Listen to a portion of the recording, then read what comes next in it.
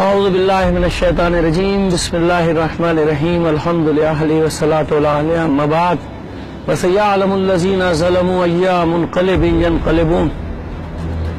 مومنین اکرام، عزاداران حسین، جہاں جہاں بھی ہیں، دو چار باتیں آپ سے کرنی ہیں، آپ کے گوش گزار کرنی ہے۔ اس کے بعد جو آپ کا ضمیر فیصلہ کرے اس پہ عمل کیجیے گا۔ حکمران کیا چاہتے ہیں، دہشت گرد کیا چاہتے ہیں، یہ چور ڈاکو لٹیرے یا آف شور کمپنیاں بنانے والے، اپنی اولادوں کو سونے میں تولنے والے حکمران، پاکستان کی جڑوں کو کھوکھلا کرنے والے حکمران کیا چاہتے ہیں، ان کے پالتو دہشت گرد کیا چاہتے ہیں، ان حکمرانوں کے آقا جن کے یہ غلام ہیں، مودی کے یہ نوکر، امریکہ کے یہ نوکر، موساد کے یہ نوکر، آل سعود کے یہ نوکر، یہ کیا چاہتے ہیں اور ہم کیا چاہتے ہیں، یہ بات سمجھنے کی ضرورت ہے۔ ایک بہت غیر ضروری سا سوال جس کا سب سے پہلے جواب دینا ضروری سمجھتا ہوں میں، یہ پوچھا جا رہا ہے کہ اس بھوک ہڑتال کی شرعی حیثیت کیا ہے، وضاحت مانگی جا رہی ہے۔ وضاحت انہیں نہیں دینا ہوتی جو میدان عمل میں کھڑے ہوتے ہیں، وضاحت اسے دینا ہوتی ہے جو گھروں میں بیٹھا ہوا ہے۔ وضاحت دینے کی ہمیں ضرورت نہیں، ہم یہاں سڑک پر بیٹھے ہیں اپنے مومنین کے لیے، اپنے بھائیوں کے لیے، ان بیواؤں کے لیے جن کی زبانوں پہ سوال ہے کہ کیا ہو رہا ہے، ان یتیم بچوں کے لیے جو یتیم بچے سوال کر رہے ہیں کہ کیا ہو رہا ہے۔ کوئی ہمارے لیے آواز اٹھانے والا نہیں۔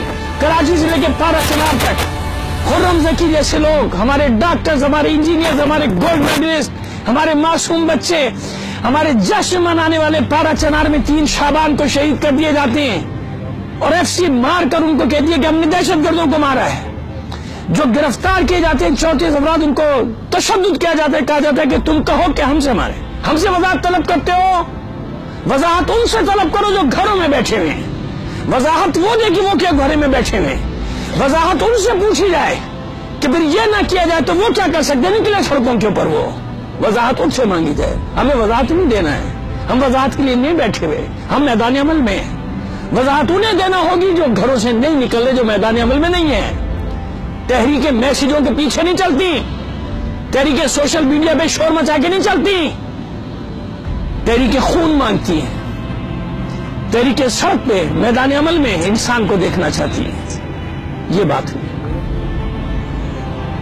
کتنے آدمی بیٹھے ہیں یہاں؟ 2 4 5 10 15، بس اسی پر مذاق اڑایا جائے گا کہ کتنے لوگ ہیں ان کے ساتھ۔ الحمدللہ، خدا کا شکر ہے، ناصر ملت علامہ ناصر عباس جعفری اکیلا بیٹھا تھا، اکیلا۔ اب 12 آدمی ہے نا، 70 بھی ہو جائیں گے، 72 بھی ہو جائیں گے، نہ ہو کوئی بھی نہ آئے، ہم اپنی تکلیف شرعی ادا کرنے کے مکلف ہیں، نتیجے کے نہیں۔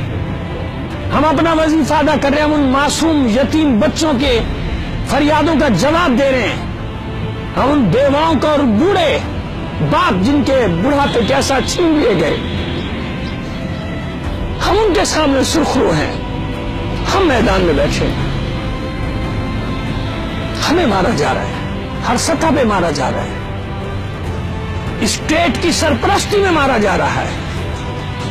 پہلے یہ اعتراض کہ نہیں کیا جاتا کچھ، اب جب کیا جاتا ہے تو لہذا مومنین اور عزادار جہاں بھی دنیا میں اس بات کو سمجھ لیں کہ جہاں سے جانے والے ہم نہیں ہیں، ہم ان لوگوں میں سے ہی نہیں، ہمارے خمیر میں ہی نہیں ہے۔ جب تک وہ سارے مطالبات پورے نہ ہو، نہ دے کوئی ساتھ ہمارا، کوئی بھی ساتھ نہ دے، ہم یہاں بیٹھے نہ اپنے رہنما کے ساتھ بیٹھے، ہمارے رہنما نے آواز نہیں دی، بلایا نہیں ہے، عملی قدم اٹھا کے خود بیٹھا ہے، ہم اپنی مرضی سے آ کے بیٹھے۔ اب یہ مومنین کو سوچنا ہے جن کے لبوں پر یہ سوال رہتا ہے کہ آپ کیا کر رہے ہیں۔ یہ اپنا وظیفہ ادا کر رہا ہے ایک مرد مجاہد اپنے چند ساتھیوں کے ساتھ۔ اب آپ کا کیا وظیفہ ہے، آپ سوچیے، ہر شہروں میں آپ کو کیا کرنا ہے۔ ہزاروں لاکھوں لوگ نکلتے ہیں سول سوسائٹی کے لیے کام کرنے کے لیے۔ خرم ذکی سول سوسائٹی کا رکن تھا، اس کے اوپر تو کسی مکتب یا مذہب کی چھاپ بھی نہیں تھی، کیوں نہیں نکلے اس طرح سے اس کے لیے سول سوسائٹی، کیوں اس کے لیے آواز نہیں اٹھائی؟ یہ KPK کی گورنمنٹ، یہ عمران خان کی حکومت انصاف کا شور مچاتی ہے. 4 مہینے تک ان کا وزیر اعلیٰ یہاں کنٹینر پہ ناچتا رہا اور نچاتا رہا لوگوں کو. تعزیت کے 2 جملے اس نے نہیں کہے. ان شہداء کے گھر پہ جانا تو دور کی بات ہے، پارا چنار جانا تو دور کی بات ہے.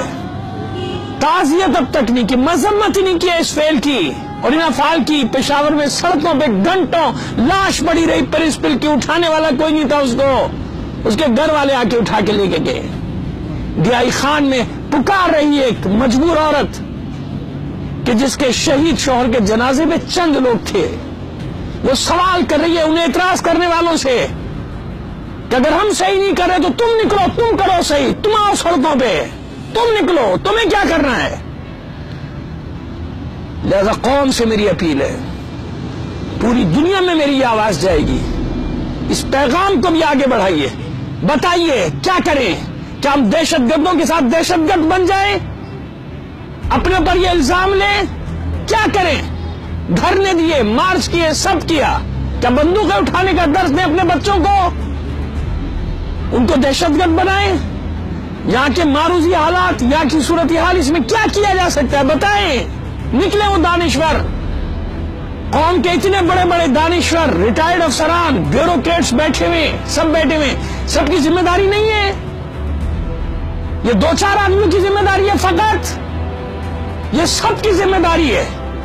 یہ شہداء کا خون پکار رہا ہے، وہ جنہوں نے جانیں دے دی اپنی، بے گناہ سڑکوں پہ جن کے لاشیں پڑے رہے، خاک و خون میں غلطیاں کر دیے گئے، ان کے لیے آواز نہیں اٹھائی جائے؟ پھر بھی غلط ہے میری بات. کوئی مت آنا، ہم بیٹھے، ہم مر گئے، ہم کربلا آئیے، ہم عاشور آئیے، ہم نہیں جائیں گے. ہم جان دینا جانتے ہیں، ہم بارگیننگ یا سودے بازی کرنے والے لوگ نہیں ہیں. مت آنا، کوئی مت آنا، ہم اپنے موقف سے ہٹنے والے نہیں ہیں. یہ فتوی بازی کی دکانیں الگ لے جاؤ. 700 مفتیوں نے فتوے دیے تھے قتل حسین پر، قتل حسین کے لیے، اور یہی کہا تھا، اور یہ آیت پڑھی تھی قرآن کی، وَلَا تُلْقُوا بِأَيْدِيكُمْ إِلَى التَّهْلُكَةِ.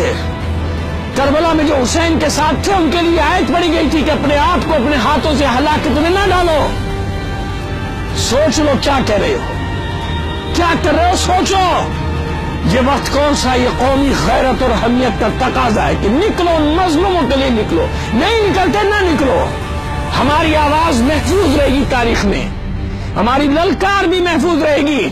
ہم اپنے بچوں کو بزدلی کا درس دے کر نہیں جانا چاہتے دنیا سے، ہم اپنے بچوں کو شجاعت کا درس دے کے جانا چاہتے ہیں.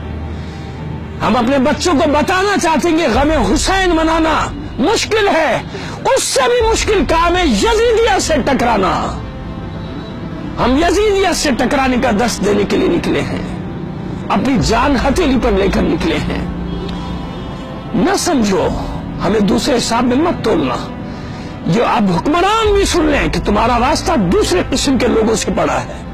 وہ اور ہوں گے جن کو تم سمجھتے تھے کہ 3-4 دن ڈرامے بازی ہوگی، یہاں پہ تھکے آ رہیں گے، چلے جائیں گے. نہیں جاتے، ہم مر جائیں گے، یہاں سے نہیں جائیں گے جب تک وہ تمام مطالبات، جب تک وہ تمام تحفظات دور نہیں ہوں گے، جب تک جس طرح کراچی میں فاروق ستار کا کوآرڈینیٹر مارا جاتا ہے، ان کو گرفتار کیا جاتا ہے، رینجرز کے سپاہیوں کو کمیشن بنایا جاتا ہے، FCC کے سپاہیوں نے 3 شعبان کے لیے جشن کے لیے بیٹھے ہوئے لوگوں پہ فائرنگ کی ہے، سروں میں گولیاں ماری ہیں. کن لوگوں کو جو محب وطن ہیں، جو دہشت گردی کے خلاف آپریشن میں تمہارے حامی تھے، ان پر تم نے گولیاں چلائیں، ان کو وکٹم بنایا اور کوئی بولنے والا نہیں. اور جب انہی اقتدار والوں کے پاس بات پہنچائے گی تو وہ کہتے ہیں ہمیں پتہ ہی کچھ نہیں ہے. کیسے پتہ چلے گا؟ پھر کون سا طریقہ ہے بتانے کا؟ لہذا یہ دوغلی پالیسی نہیں چلے گی کہ جب کوئی بڑا سانحہ ہو جائے تو کریک ڈاؤن کا ڈرامہ رچایا جاتا ہے. لیکن ایک کام جو نہیں رک رہا وہ کیا ہے؟ وہ ہماری ٹارگٹ کلنگ نہیں رک رہی. لہذا حکمران بھی سن لیں، یہ خون رائے گا جانے والا نہیں ہے. یہ خون نہ پہلے کبھی ضائع ہوا ہے نہ اب کبھی ضائع ہوگا. تم ہمارے خون کے سمندر میں ڈوب کے غرق ہوگے. اور تمہارا انجام بھی وہی لعنت ہوگا جو یزید پر آج تک لعنت برس رہی ہے. چند دن کی تمہاری حکومت ہے بس، چند دن بعد تم بھی نہیں، تمہارا تخت بھی نہیں ہوگا. پتہ نہیں تمہیں کوئی قبروں کا نشان بھی تمہاری بتانے والا ہوگا کہ نہیں، جیسے بنی امیہ اور بنی عباس کی قبروں کے نشان نہیں. یہ ہے تمہارا مستقبل. کتنے دن حکومت کرو گے تم؟ 2 سال، 3 سال، 4 سال، 5 سال، 10 سال؟ اس کے بعد کیا ہوگا؟ ہم زندہ ہیں، ہم زندہ رہیں گے. ہم کربلائی ہیں، ہمیں کوئی ختم نہیں کر سکا، مگر تمہارے گلے میں لعنت کا توق ڈال کر جائیں گے. تم پر لعنت برستی رہے گی. مظلومیت ہمیشہ جیتی ہے، مظلومیت ہمیشہ جیتے گی. تمام مومنین کو آخری بار کہہ رہا ہوں کہ اپنی ذمہ داریوں کو ادا کرو. پھر نہ کہنا کوئی آواز نہیں اٹھاتا ہمارے لیے. جب آواز اٹھی ہے اپنے اپنے شہروں میں تو نکلو. حسین کے لیے نکلو، تنظیم کے لیے نہیں نکلو، کسی جماعت کے لیے نہیں نکلو، اپنی قوم کے لیے نکلو، اپنے مظلوم لوگوں کے لیے نکلو. وما علینا الا البلاغ المبین.